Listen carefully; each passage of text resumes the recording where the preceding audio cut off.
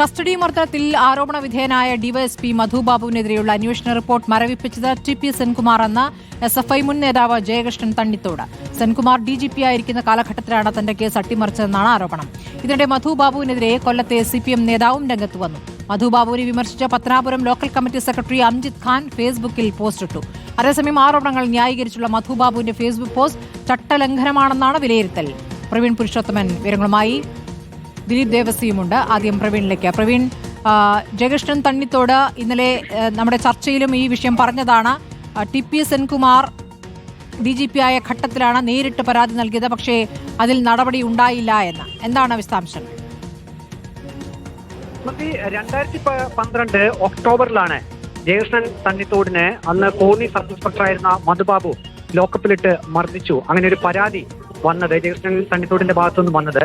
പിന്നീട് 2016 ഒന്നാം പിണറായി വിജയൻ സർക്കാർ അധികാരമേറ്റ ശേഷം അന്ന് ടി.പി. സെൻകുമാർ ആയിരുന്നു DGP. അന്ന് പത്തനംതിട്ട ജില്ലാ പോലീസ് മേധാവിയായിരുന്ന ഹരിശങ്കർ ഈ വിഷയത്തിൽ അന്വേഷണം നടത്തുകയും കോന്നി സബ് ഇൻസ്പെക്ടറായിരുന്ന മധുബാബുവിനെതിരെ ഒരു റിപ്പോർട്ട് DGPക്ക് സമർപ്പിക്കുകയും ചെയ്തിരുന്നു. അതിൽ ഗുരുതരമായിട്ടുള്ള കുറ്റങ്ങൾ ആ റിപ്പോർട്ടിൽ സബ് ഇൻസ്പെക്ടർക്കെതിരെ ഉണ്ടായിരുന്നു. അതായത് ക്രൂരമായിട്ടുള്ള മർദ്ദനം ലോക്കപ്പിൽ വെച്ച് നടന്നു. പോലീസ് സേനയ്ക്ക് മാനക്കേടുണ്ടാക്കുന്ന രീതിയിലുള്ള പ്രവൃത്തിയാണ് നടന്നത്.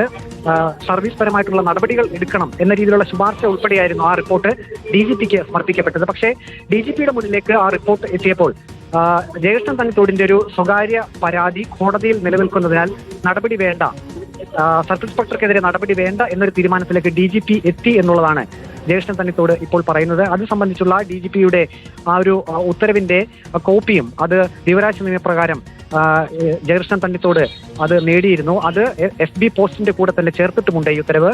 അതായത് 2016 DGP ആയിരുന്ന ടി.പി. സെൻകുമാറാണ് കോന്നി സർക്കിൾ ഇൻസ്പെക്ടറായിരുന്ന മധുബാബുവിനെതിരെയുള്ള ശുപാർശ ആ ഒരു നടപടി വേണ്ട എന്ന് വെച്ചത് എന്ന ഗുരുതരമായിട്ടുള്ള ആരോപണമാണ് ഇപ്പോൾ ജയകൃഷ്ണൻ തണ്ണിത്തോട് തന്റെ ഫേസ്ബുക്ക് പോസ്റ്റിലൂടെ ദിലീപ് ദേവസിലേക്ക് പോകുന്നു. ദിലീപ് ദേവസ്യ, അംജിത് ഖാൻ എന്ന SFI നേതാവും മധുബാബുവിനെതിരെ ഫേസ്ബുക്കിൽ പോസ്റ്റ് ഇട്ടിരിക്കുകയാണ്. മധുബാബുവിനെതിരെ നിരവധി പരാതികളാണ് ഇപ്പോൾ ഉയരുന്നത്. ഇപ്പോൾ അദ്ദേഹം DYSP ആയി നിൽക്കുന്നു.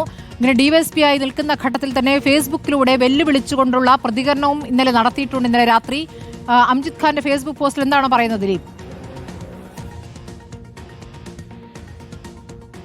സ്മൃതി, ഇപ്പോൾ കൊല്ലത്ത് നിന്ന് രണ്ടാമത്തെ CPM നേതാവാണ് പോലീസുകാർക്കെതിരെ രൂക്ഷ വിമർശനം ഉന്നയിച്ചിരിക്കുന്നത്. അതായത് ഇപ്പോൾ Pathanapuram local committee secretary Amjith Khan ഫേസ്ബുക്കിൽ ഇട്ടിരിക്കുന്ന പോസ്റ്റിൽ ഇങ്ങനെയാണ്: ഇത് ജീവിത അനുഭവങ്ങളിൽ നിന്നാണ് എഴുതുന്നതെന്നാണ് പറഞ്ഞിരിക്കുന്നത്. അദ്ദേഹം പറഞ്ഞിരിക്കുന്നത് സാധാരണക്കാരെ ഉപദ്രവിക്കുക എന്നാണ് ഇദ്ദേഹത്തിൻ്റെ മെയിൻ. അതായത് ഈ മധുബാബുവിൻ്റെ ഫോട്ടോ പോസ്റ്റ് ചെയ്തുകൊണ്ട് സാധാരണക്കാരെ ഉപദ്രവിക്കുക എന്നതുള്ളതാണ് മെയിൻ. ജയകൃഷ്ണനുമായിട്ട് ഈ UDF ഭരണകാലത്ത് SFIയിൽ പ്രവർത്തിക്കുന്ന സമയത്ത് ജയകൃഷ്ണനെ മർദ്ദിക്കുന്നതും മറ്റു ആളുകളെ മർദ്ദിക്കുന്നതെല്ലാം തന്നെ തനിക്ക് നേരിട്ട് പരിചയമുണ്ടെന്നായിരുന്നു അംജിത് ഖാൻ പറഞ്ഞത്. ഒപ്പം തന്നെ ഇദ്ദേഹത്തിലുള്ള ആളുകൾ ഈ സേനയ്ക്ക് തന്നെ അപമാനമാണെന്നുള്ള കാര്യങ്ങളടക്കം അംജിത് ഖാൻ പറഞ്ഞു. പക്ഷേ ഫേസ്ബുക്കിൽ അദ്ദേഹം കുറിച്ചിരിക്കുന്ന ചെറിയ വരികൾ, അതായത് 4 വരികളോ അത് കുറിക്കൊള്ളുന്ന കാര്യങ്ങളാണ്.